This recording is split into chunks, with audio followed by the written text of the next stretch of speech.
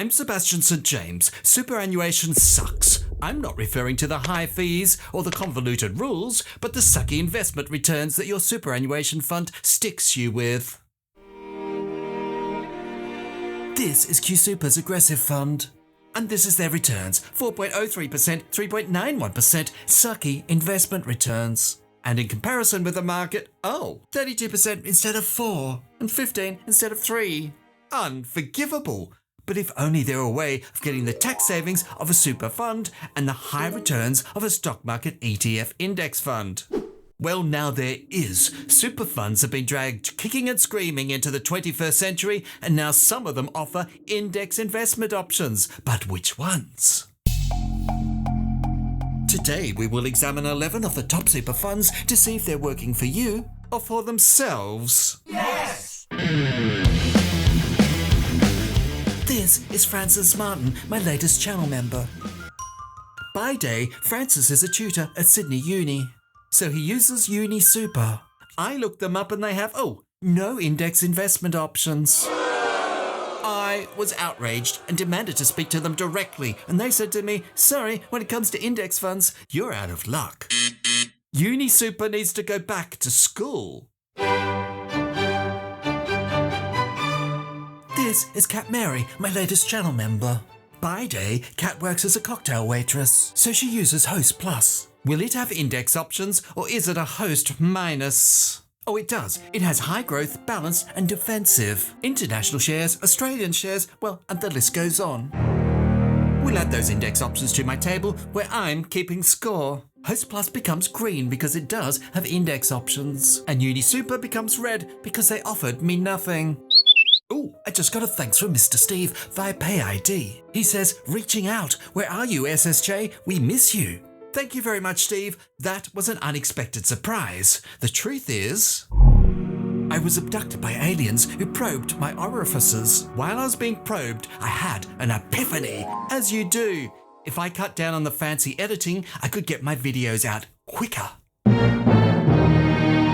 But everything's a trade-off. Close-ups of my data, cut. Special highlighting of my results, cut. The pace of my videos, no light or shade. But the tribe has spoken. Over the next few videos, I will cut my editing to the bone and see if it's worth it. And that begins now. This is Chris O'Halloran. By day, Chris is a tradie, so he uses CBUS. And they have exactly, one fund, index diversified. So we'll add that to the list. Australian Retirement Trust. They have balanced. They have Australian and international shares, emerging market shares, which doesn't have the word index, but it's under their index section, so I'm assuming it is, property and bonds. So we'll add that to the list. This is Care Super, and they have, no index options. Care Super doesn't care that you want index investment options. But what if there were a way through the back door where you could invest your own way? There is. It's called Your Own Way. Its real name is Member Direct. Different funds call it different names. But so far, if all you've done in Super is to pick the high growth option and that's it, you're in for one big surprise. Members Direct has limitations. No more than, say, 70% of your super in Members Direct. No more than, say, 20% per ETF. You have to spread it around. And extra fees just for using Members Direct. It's the naughty tax that you have to pay for not investing in your super's regular options. Members Direct is a step up in level of complexity, so we'll cover that in a future video coming up soon. So far, we've only covered industry funds. But if you don't work in a special industry, like nursing or hospitality, do you have to join a retail super fund? Well, yes. Before the 1990s, but in the recent decades, these industry-specific funds have been opening themselves up to muggles, common folk like yourself. So even if you're not a nurse in real life, you can pretend that you're a nurse if you join Hester. And yes, you are required to wear the uniform every time you check your super balance. I just got a thanks from Phil. I'd like to see the extra details on margin lending. Excellent. Thank you, Phil. And I will reveal the secrets of margin lending soon. Most industry funds aren't industry specific anymore, so you can think of them as not-for-profit, whereas retail funds are for-profit. Does that mean that for-profit retail funds typically have higher fees? Well, yes. Does that mean that industry super will outperform retail super? Well, That depends. All other things being equal, low-fee funds will outperform high-fee funds, but this is affected by their investment strategy, and hopefully index funds within super will help with that. Are there some grandpa industry funds that don't want you? Well, yes, there are. Who can join Q Super? Well, let me look. You can join Q Super if you're a Queensland government employee. Oh, which you're probably not, so no Q Super for you.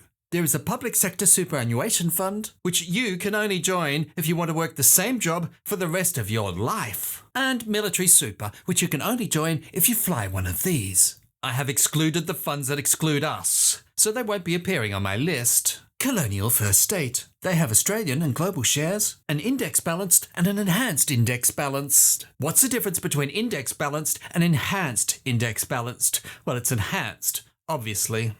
They also give you the ability to invest in external ETFs of their choosing, but what if you want more? What if you want to use leverage? Well, they have geared versions of the Australian and global shares, so we'll add Colonial First State to the list. This is MLC. They have Australian fixed interest property and shares, and international, so we'll add them to our list. Oh, I just got a thanks from Elmo via PayID. You've outdone yourself. Thank you, Elmo. What a fantastic thanks that was. And Elmo's video about whether you should use leverage to get ahead is coming out next. Stop everything. There's something missing. These super funds should have to fight to prove which one is the most worthy. These funds have little to no index options. MLC has 5 options. There are 2 with 7 and 1 on 9. Wow. What I notice is a super fund that has more indexed options than any other is not industry. It's a retail fund. Is it significant that the fund that has the most index investment options is not actually an industry fund? It's retail. Well, no.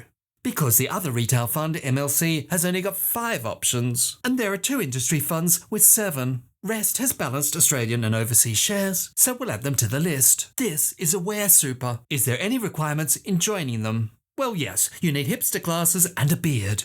They have high growth and balanced. Having 2 index options seems very limited, but actually it's one too many. Because as any hipster knows, the only true option is chai tea. So we'll add them to the list. Our second last option is Hester. They have index balanced growth, and that's it. Look, Hester, I'm not angry, I'm just disappointed.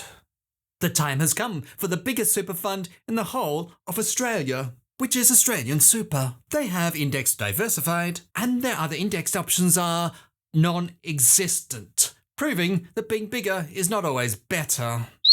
Oh, I just got a thanks from Phil. Thank you for breaking down the N100, and I'm keen to see what video you make on Elmo's question on margins. Thank you very much, Phil. That was nice. And that pushes Phil's questions further up the queue. So much interest for Elmo's video. I can hardly wait. All the data is in. It's time to reveal the winner of Index Wars. At the top with 9 index options, it's Colonial First State. Australian Retirement Trust and Host Plus have 7. But there is a problem. While knowing which super funds offer index funds is super useful, not all indexes are created equal. This is the Oil and Gas Exploration Index. Over the last 10 years, their performance has been, well, dismal. And that is a proper index. Super funds tend to give crap returns relative to the market. So what makes you think that super funds won't also be crap at choosing the indexes for you to invest in? Well, they might be. This is a Frontier Markets Index. So, what are frontier markets? Bahrain, Bangladesh, Benin, Burkina Faso. Oh, I just got a thanks from Wes. Thank you very much, Wes. When you read Overseas Shares Indexed, in your mind you're thinking broad-based, market cap weighted, represents the whole world. But if you read what it actually says, it doesn't say that. Overseas Shares Index could be, well, the Frontier Market Index. That is overseas. Check. Is it an index? Check. How do I find out what indices these super funds are actually using? Because clearly these names tell me almost nothing. There is only one way to be sure, and that is to dispatch the #1 financial forensic detective to ferret out precisely what indexes these super funds are actually using, and that I will be doing in my next video on this topic coming out soon. We have covered the scandal of super's poor returns, but did you know there was a scandal within Australia's YouTube finance community? Click here to find out, or if you've seen that, click here.